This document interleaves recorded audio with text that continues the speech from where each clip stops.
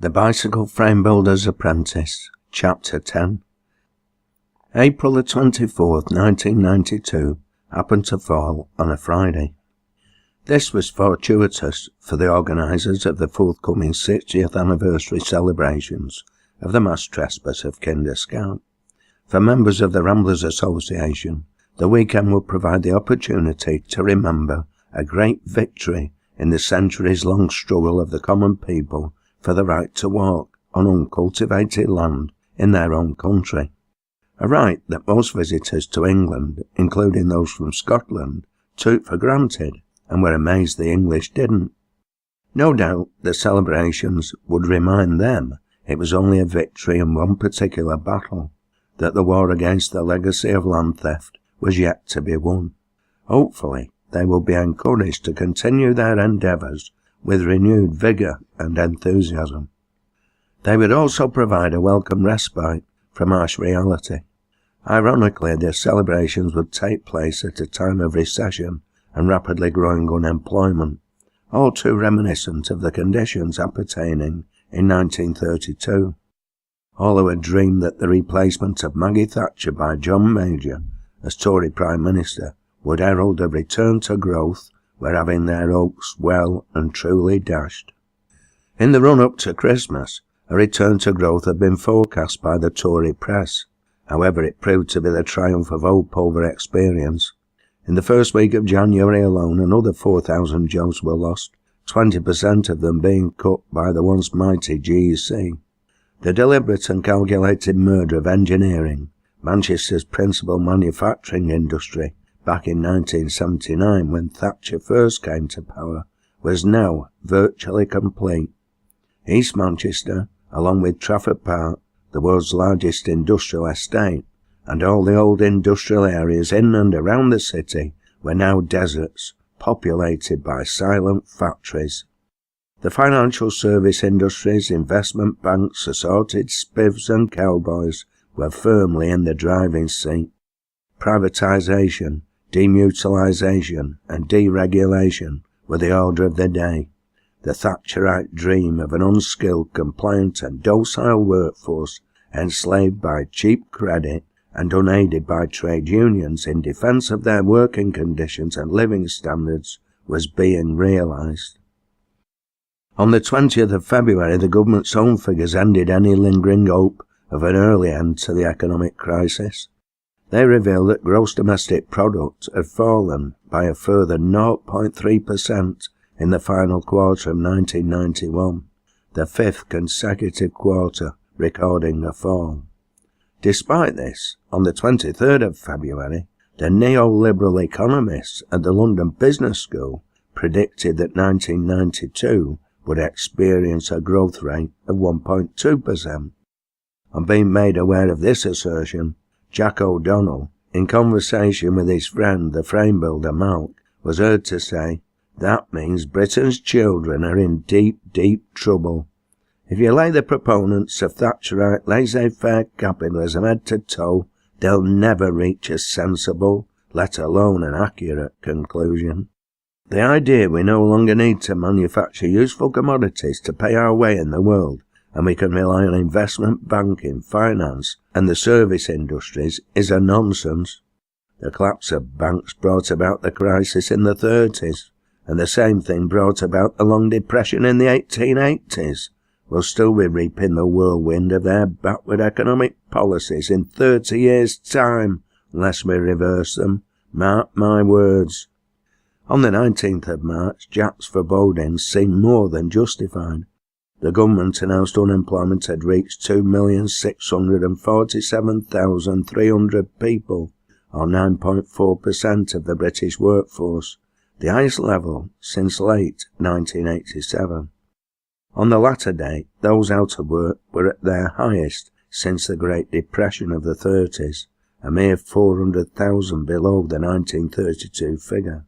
However, even Jack wouldn't have dared to predict that much worse was to follow. Unfortunately, history would show that unemployment would continue to grow throughout the year, despite the government's increasingly desperate tendency to massage the figures and its pathetic belief that the hidden hand of the free market will set everything to rights. And as the numbers thrown on the scrap heap of unemployment crept up to 3 million, so the politicians and gutter press alike embarked on a campaign to vilify the victims as work-shy scroungers and parasites content to live on benefit. How individuals who the day before had been hard-working souls could be transformed overnight into such low forms of life was never actually addressed. Despite all this doom and gloom, Rosie Ackroyd, Connie and Ralph Gartside, along with young Micah Grimsditch, were determined to enjoy life. Their hopes of a January and February dominated by snow had not come to fruition, as a result of which 3 handmade sledges had been added to stock in hand in the ledger of the Kinderlow Manufacturing Cooperative Society, so carefully kept for them by poor Grimsditch. Nonetheless, Connie had successfully completed her task for Malc and exceeded his expectations. Having successfully laced the wheels and then gone on to fully tension and thus complete the building of the wheels for her new bike, she proceeded to finish off Malc's as well. He'd been more than impressed with the work of his apprentice. Consequently, he made her a present of a quantity of stainless steel spokes in various lengths, in case any off-road cyclists passing the farm find themselves with a broken spoke and a buckled wheel in need of emergency repair.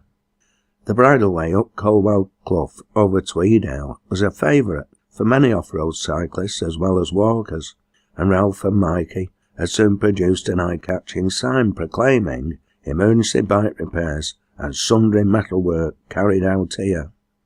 Hanging on one of Connie's handmade decorative wrought iron brackets, it occupied a prominent position by the entrance to the farm. Not long after, another neatly painted sign hung below the first. It read, "Farmhouse teas now being served." It didn't take long for word to get around, and Gartside's farm soon became popular with ramblers and cyclists alike. And the more popular house's teas and refreshments became, so the sales of handmade walking sticks and fancy wrought iron products flourished, as did the demand for people to camp at the farm.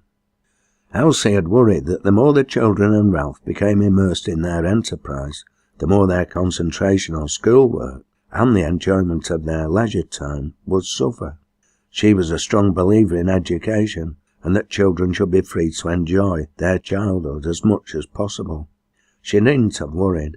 At first they had perhaps devoted more time than strictly needed to build up stocks, but they had the opportunities for sales afforded by the anniversary celebrations and the Easter school holidays preceding them in mind, and didn't want to be caught without products. However, they still made plenty of time to enjoy themselves. Connie and Rosie in particular were always eager to go tramping over Kinder, determined to take advantage of the changing seasons of the year and the new delights each day produced. And wherever Connie went, Mikey wouldn't be far behind.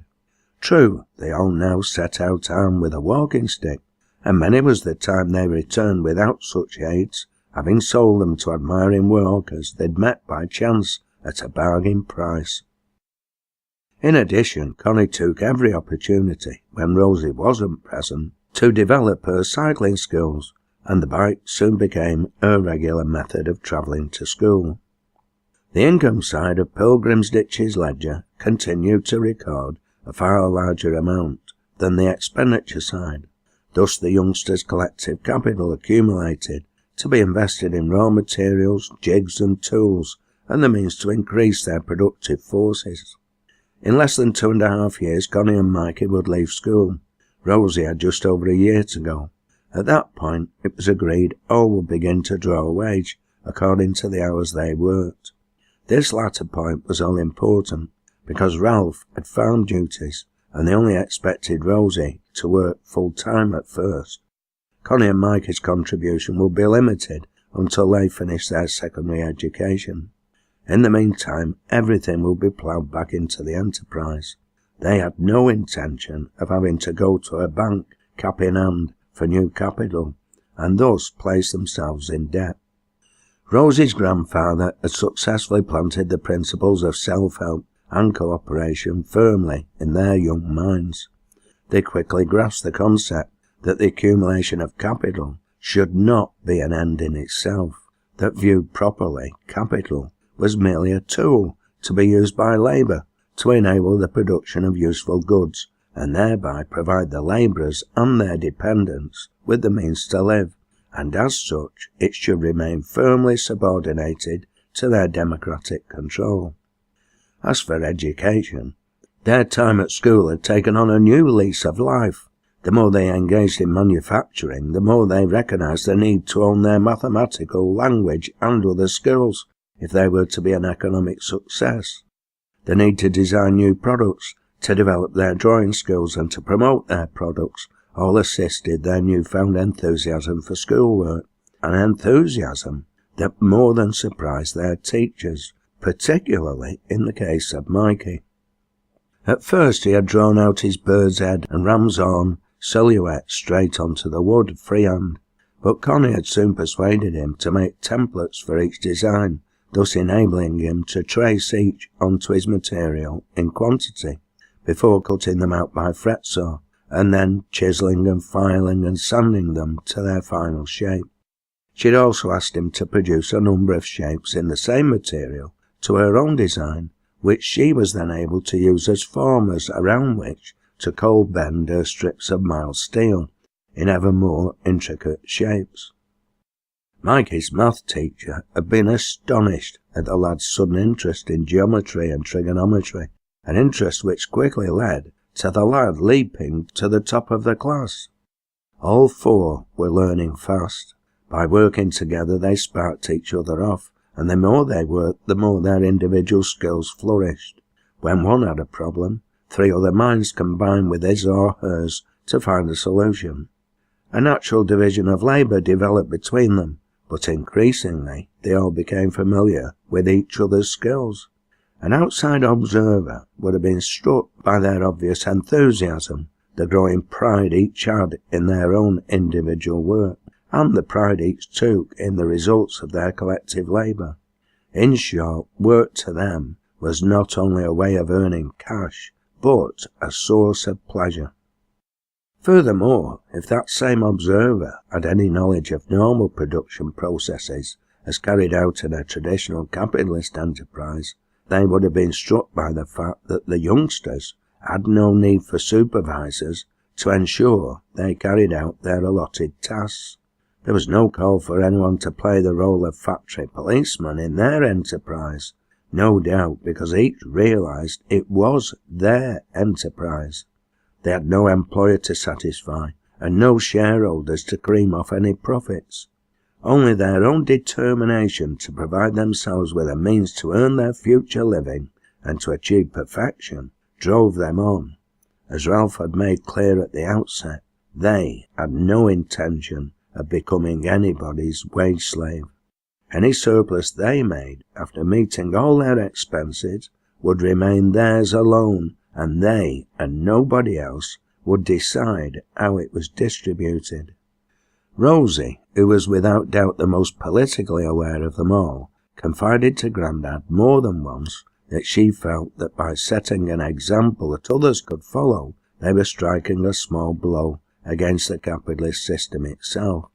Grandad had agreed, although he pointed out their enterprise wasn't unique and there were many pitfalls that could entrap them.